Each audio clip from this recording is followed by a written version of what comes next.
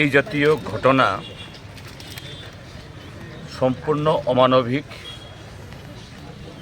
এবং চরম নিষ্ঠুরতা, এবং যারা এরকম খুব দরিদ্র অংশের মানুষ,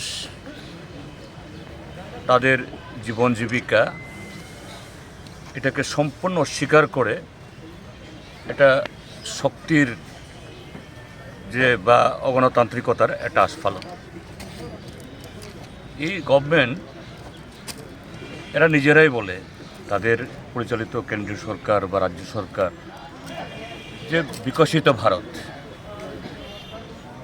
রাজ্যে বলে তারা সুশাসন ইত্যাদি ইত্যাদি। যদি তাই হয়ে থাকে, বিকশিত বা বিকাশ বা সুশাসন, তার অর্থ কী হওয়া উচিত? যে প্রত্যেকটা নাগরিকের, প্রত্যেকটা পরিবারের তার জীবন জীবিকার ব্যবস্থা সুনিশ্চিত করা হয়েছে এরকম।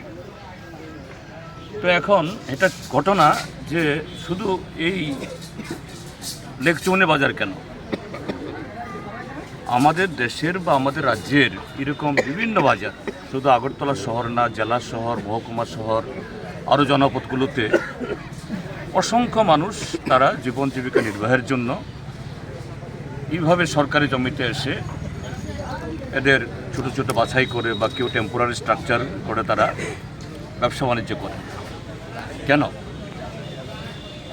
কেননা রাষ্ট্রের সরকার তাদের জন্য অন্য বিকল্প ব্যবস্থা করতে না পারার ফলেই এরা বাধ্য হয়েই এই পেশায় আসেন।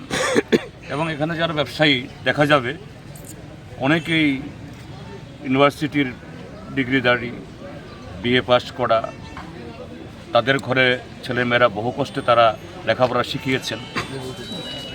যদি তাদের সে শিক্ষা অনুযায়ী বা ছেলেমেয়ে যাদেরকে তারা মানুষ করেছেন, তারা যদি সেরকম আয় করতে পারতেন, তাদের এখানে সবজি, মাংস, মাছ বা অন্যান্য করে ব্যস্ত হতো না।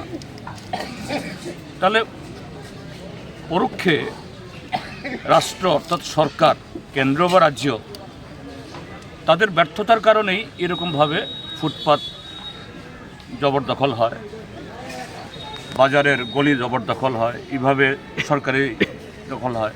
তাহলে ব্যর্থতা কার? তাহলে তারা যাতে সুশৃঙ্খলভাবে, সুন্দরভাবে নাগরিকদের স্বচ্ছন্দ মেনটেন করার জন্য ঠিক সেরকমভাবে করতে হয়, এই দায়িত্ব প্রথম রাষ্ট্রের, নাগরিকের না, জনগণের না। জনগণের কাজ তাদেরকে সহযোগিতা করা। হ্যাঁ, এই লেক চৌমনি বাজার, গোল বাজার, বটতলা বাজার, এগুলি সুন্দর হোক, পরিকাঠামো তৈরি হোক, আয়ের আরও নতুন নতুন দরজা খুলুক, আমরা সবাই চাই, আমরাও চাই। আমরা একদম খোলা মনে আমরা সবসময় বলে থাকি সরকারের উন্নয়নের সঙ্গে আমরা আছি। কিন্তু এটা কোন ধরনের পদক্ষেপ? হ্যাঁ, ওরা বলবে আমরা তো নোটিশ দিয়েছি, আমরা তো মাইকে অ্যানাউন্সমেন্ট করেছি। একটা নোটিশ দিলেই, একটা মাইকে অ্যানাউন্সমেন্ট করলেই 30, 40, 50 বছর ধরে যে ব্যবসা বাণিজ্য করে তারা সমস্ত পুঁজি খাটিয়ে এখানে সংসার চালাচ্ছেন, তাদের এই 2 দিন আগের, 3 দিন আগের এই নোটিশে তার বিকল্প তৈরি হয়ে যায়। তাদের সাথে বসা উচিত না? তাদের সাথে বসে, ঠিক আছে, আপনাদেরকে আমরা বিকল্প ব্যবস্থা করব, সেই সাপেক্ষে আপনারা একটু অন্য জায়গাতে কদিনের জন্য ব্যবসা বাণিজ্য করুন। এবং যদি সরকারের ঠিক সেরকমভাবে পরিকল্পনা থাকে, আমি তো বলবো এই যে কাটা খাল, হ্যাঁ, খাল আরও প্রশস্ত করতে হবে, গভীর করতে হবে। এখন আধুনিক প্রযুক্তি এসছে, একদিক থেকে খালটাকে বড় করা, প্রশস্ত করা, ক্রয় প্রণালী যাতে আরও মসৃণ হয়, তার উপরেই এরকম পরিকাঠামো তৈরি করে যতজন এই ব্যবসায়ী উচ্ছেদ হয়েছেন, ক্ষতিগ্রস্ত হয়েছেন, তার থেকে দ্বিগুণ, তিনগুণ, চারগুণকে বসানো যায়। কত হবে এখানে সব মিলিয়ে? না, এটা যারা উচ্ছেদ হইল, ক্ষতিগ্রস্ত হইল, কিছুই না এখানে যে জায়গাটা আছে। কিন্তু মূলত হলো পরিকল্পনার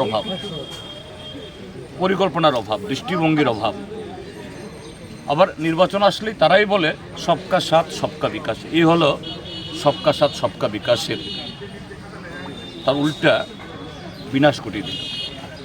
যাই হোক, গতকালও আমাদের পার্টির তরফ থেকে এসছে, আজকে আমরা আবার এসছি।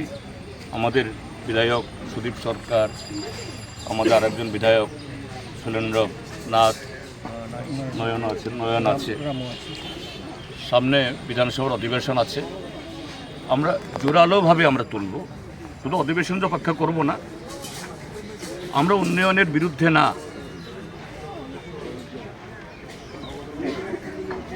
আধুনিকতার বিরুদ্ধে না। উন্নয়নের জন্য সরকারকে পদক্ষেপ গ্রহণ করতে হবে, আধুনিক করার জন্য মানুষকে একটু সুযোগ দিতে হবে। কিন্তু এটা তো অন্যায়, অমানবিক। আমরা তার বিরুদ্ধে এই আওয়াজ তুলছি এবং আমি সমস্ত ব্যবসায়ীদেরকে বলবো, এটা ভোটের সময় কে কোন পার্টি করবেন এটা ব্যক্তিগত ব্যাপার, এটা আমাদের অধিকার। কিন্তু আপনাদের যে এই মরণ বাঁচানোর লড়াইটা, এটার জন্য ঐক্যবদ্ধ থাকুন। দরকার নাই ইনকলাব বলার, বন্দে মাতরম বলার, ভারত মাতা কি জয় বলার। সবাই একসাথে থাকুন, আমরা আছি। এটা ভোটের জন্য না, পার্টির জন্য না, এটা বাঁচার জন্য। তো এই জন্য এসছি আপনাদেরকে, আপনাদের এই দুঃখে কষ্টে একটু সহমর্মিতা করার জন্য।